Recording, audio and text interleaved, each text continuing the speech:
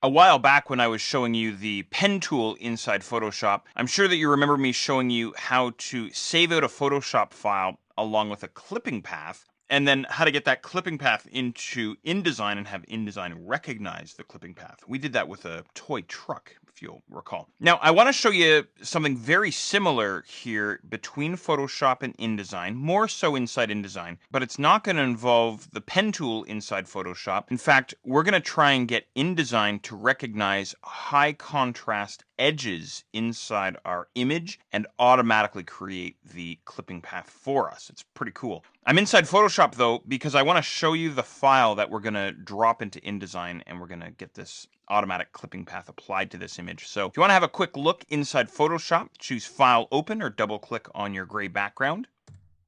Inside your project files folder, look for a file called statue.jpg, and you can pop him open and have a quick look. So it's a photograph of a statue with a very drab sky in the background.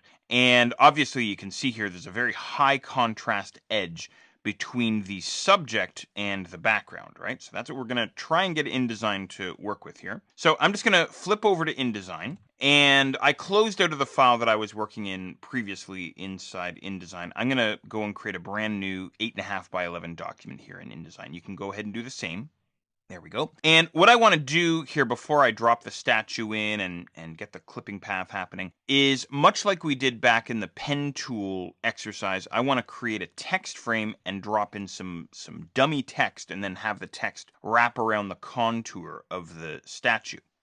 So what I've done here is I just hit the T key on my keyboard to flip over to the type tool, and I'm just going to drag out a quick text frame, something like this.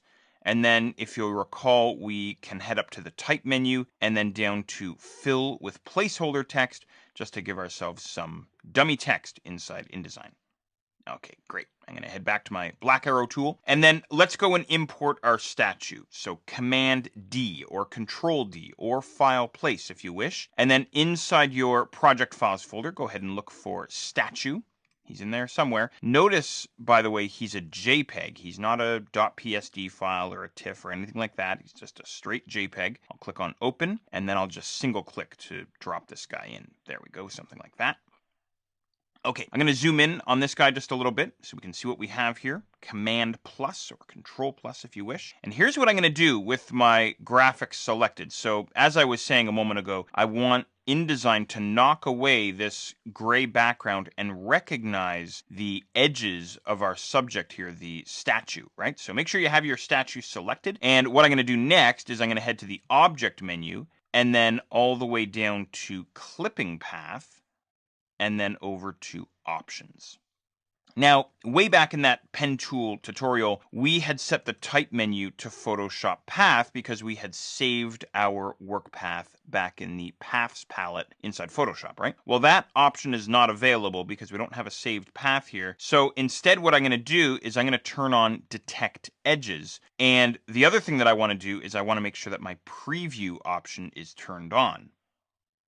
Next, I'm going to start dragging the threshold slider to the right. I'm going to increase my threshold, and it doesn't take much dragging to knock away that background. Isn't that awesome? So I wound up into the 80s, I guess, the low 80s, and that's where it really started happening for me. Back into the 70s and the 60s, and I still have a little bit of that gray background in there. There's a little sliver of it there too. So you'll want to make sure that you don't have any of that stuff happening in there. So maybe into the low 90s would be just fine, somewhere in there, 92 maybe. The other option I have is called tolerance, and what he'll do is he will increase or decrease the number of anchor points along the edge of my clipping path. Think of these guys as little anchor points that InDesign has automatically created for us, right? Imagine InDesign is the one with the pen tool, right? So I can crank this way up if I want to and have very few anchor points, or I could drag it towards the left and have a lot of anchor points. It's really up to you. So maybe I'll wind up somewhere in the middle, something like this maybe.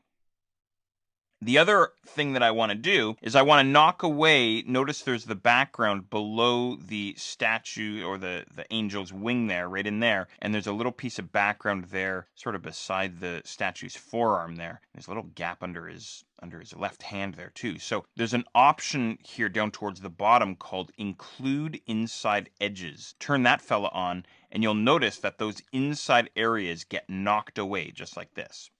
Perfect. Okay, so you can fiddle around with your sliders for a moment, get your statue looking good. When you're happy with it, go ahead and click on OK. And that's really all there is to it. It's really that simple. It's really that straightforward. So of course, the next thing that I want to do is I want to get the text to wrap around the contour of my object. Not sure if you remember how to do this or not inside InDesign. I'm going to head up to the window menu and then down to text wrap.